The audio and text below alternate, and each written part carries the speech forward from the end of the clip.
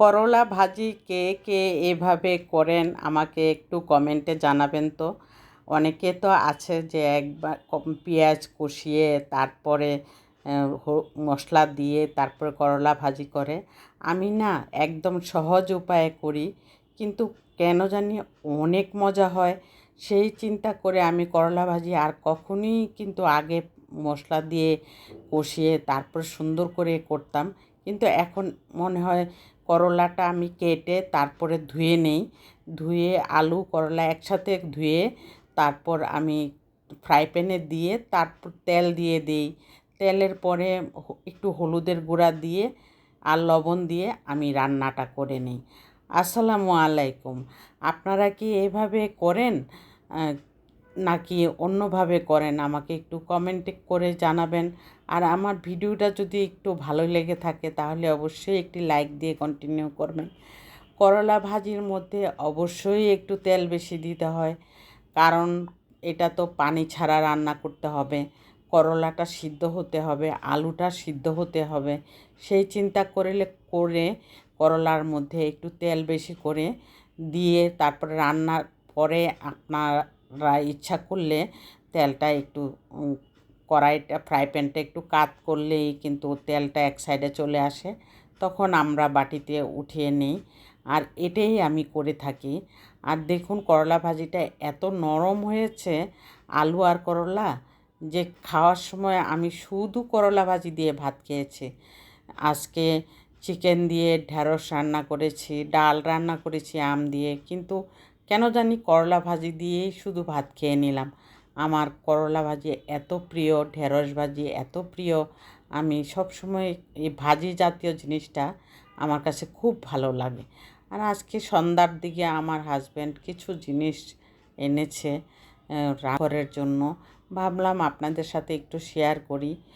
আর এইখানে ময়দা, আমি আবার আটার রুটি আমার হাজব্যান্ড পছন্দ করে না এখন, কেন জানি।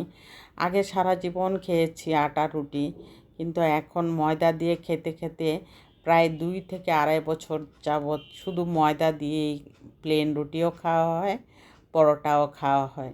এই চিন্তা করে এখন থেকে আটা আনলে আর খেতে পারে না রুটি। আমরা ট্রাই করে দেখেছি আটা এনে, কিন্তু আটার রুটি আমার হাজব্যান্ড একদম আর খেতে পারে না। সেই চিন্তা করে ময়দা দিয়েই রুটি বানানো হয়, পরোটা বানানো হয়। আর সেই পরোটা আর রুটি আমার হাজব্যান্ড মজার সাথে খেয়ে থাকে। এই জন্য আটাটা আমার বাসায় একদমই আনা হয় না। আটা আমার বলতে গেলে আনতেই চায় না এখন আমার হাজব্যান্ড। আর এই চিন্তা করে এখানে পাউডার দুধের শর্ট ছিল বাসায়, তারপরে ভিমবার সাবান দরকার ছিল, আর এখানে পাউরুটিও এনেছে। তারপরে কিছু মশলা এনেছে, ধনিয়ার গুঁড়া, মরিচের গুঁড়া। আর ঘি ছিল না বাসায়, ঘি শেষ হয়ে গেছিলো, আর ডাল শেষ হয়ে গেছিলো, এইগুলি আনা হয়েছে। আর এগুলি নিত্য দৈনন্দিন জীবনের জন্য একদমই জরুরিভাবে লেগে থাকে। একদিন দুধ না থাকলে কিন্তু চা খাওয়া যায় না। আমার বাচ্চারা আবার চা পছন্দ করে। আমার হাজব্যান্ডের তো চা বলতে পাগল, নাস্তা খাওয়ার পর অবশ্যই চা দিতে হয়। আর সেই বাজারগুলি গুছিয়ে নিলাম, নেওয়ার পর আমি ঢেঁড়স তরকারি রান্না করব এখন। আর ঢেঁড়স তরকারি বলতে চিকেন দিয়ে ঢেঁড়স রান্না করব। আর চিকেন দিয়ে ঢেঁড়স রান্না করলে অনেক ভালো লাগে। আর এই চিকেনটার জন্য মশলা কষিয়ে নিচ্ছি, সবগুলি মশলা দিয়ে দিলাম এখানে, হলুদের গুঁড়া, মরিচের গুঁড়া, ধনিয়ার গুঁড়া, ভাজা জিরের গুঁড়া দিয়ে তারপর আমি চিকেনটা দিয়ে কষিয়ে নিলাম। একটু নাড়াচাড়া করে, কষিয়ে বলতে তেমন কোনো কষিয়ে নেওয়ার প্রয়োজন মনে করি না।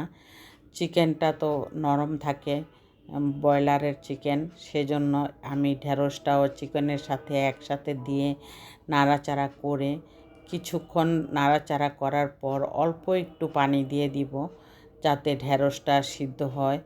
এইটুকু পানি দিয়ে আমি চাল করে পানিটা প্রায় শুকিয়ে ফেলবো। শুকিয়ে ফেলা বলতে একটু ভিজা ভিজা তো রাখতেই হবে, কারণ শুকিয়ে গেলে তো ভাজির মতো হয়ে যাবে, সেটা আবার খেতে ভালো লাগবে না। এই জন্য ঝোলটা মাখা মাখা অবস্থায় নামিয়ে নিব।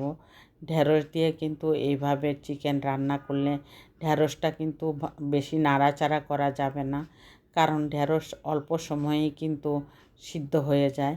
এই জন্য চুলার আঁচে বসিয়ে রাখতে হবে অনেকক্ষণ, যাতে চিকেনটাও সিদ্ধ হয়ে যায়, ঢেঁড়সটাও সিদ্ধ হয়ে যায়।